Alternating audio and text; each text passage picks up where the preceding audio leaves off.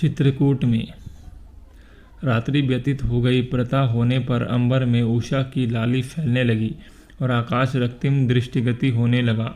राम, सीता और लक्ष्मण संध्या उपासना आदि से निवृत्त होकर चित्रकूट पर्वत की ओर चल पड़े।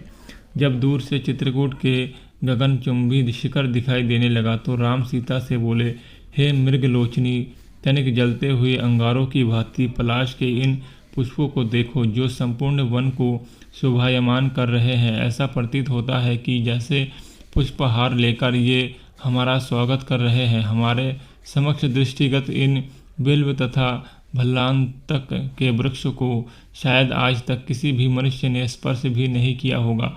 फिर उन्होंने लक्ष्मण से कहा, लक्ष्मण, मधुमक्खियों ने इन वृक्षों पर कितने बड़े बड़े छत्ते बना लिए हैं।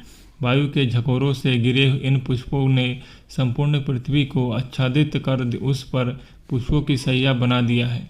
वृक्षों पर बैठे तीतर अपनी मनोहर ध्वनि से हमें आकर्षित कर रहे हैं। मेरे विचार से चित्रकूट का यह मनोरम स्थान हमें लोगों को निवास के लिए सब प्रकार से योग्य है। हमें यही अपनी कुटिया बनानी चाहिए। मुझे निसंकोच बताओ कि इस विषय में तुम्हारा क्या विचार है। लक्ष्मण ने राम की बात का समर्थन करते हुए कहा, प्रभु, मेरा भी यही विचार है कि यह स्थान हम लोगों के लिए सभी प्रकार से योग्य है। सीता ने भी उनके विचारों का अनुमोदन किया। टहलते टहलते वे वहां स्थित वाल्मीकि ऋषि के सुंदर आश्रम में पहुँचे।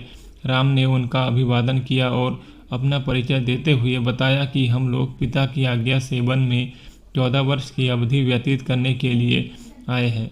महर्षि वाल्मीकि ने उनका स्वागत करते हुए कहा, हे दशरथ नंदन, तुमने दर्शन देकर मुझे कृतार्थ कर दिया। जब तक तुम्हारी इच्छा हो तुम इस आश्रम में निवास कर सकते हो। तुम वनवास की पूरी अवधि यही रहकर व्यतीत कर सकते हो, क्योंकि यह स्थान सर्वथा तुम्हारे योग्य है। आतिथ्य के लिए आभार प्रकट करते हुए राम ने ऋषि वाल्मीकि से कहा, निसंदेह यह सुरम्य वन मुझे सीता और लक्ष्मण तीनों को ही पसंद है, किंतु यहाँ निवास करके मैं आपकी तपस्या में किसी प्रकार का विघ्न उत्पन्न नहीं करना चाहता। हम लोग निकट ही कहीं पर्णकुटी बनाकर निवास करेंगे। फिर उन्होंने लक्ष्मण से कहा, भैया, तुम वन में मजबूत लकड़ियाँ काट कर ले आओ। हम इस आश्रम के पास ही कहीं कुटिया बनाकर निवास करेंगे। रामचंद्र का आदेश पाकर लक्ष्मण तत्काल वन से लकड़ियाँ काट कर ले आए और उनसे एक सुंदर तथा कलात्मक कुटिया बना डाली।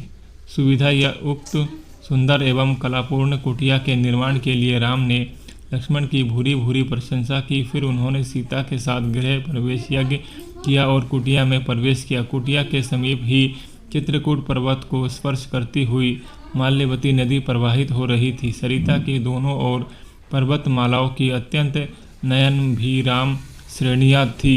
सुंदर मनोमुग्धकारी प्राकृतिक दृश्य ने कुछ समय के लिए राम और सीता के अयोध्या त्यागने के दुख को भुला दिया।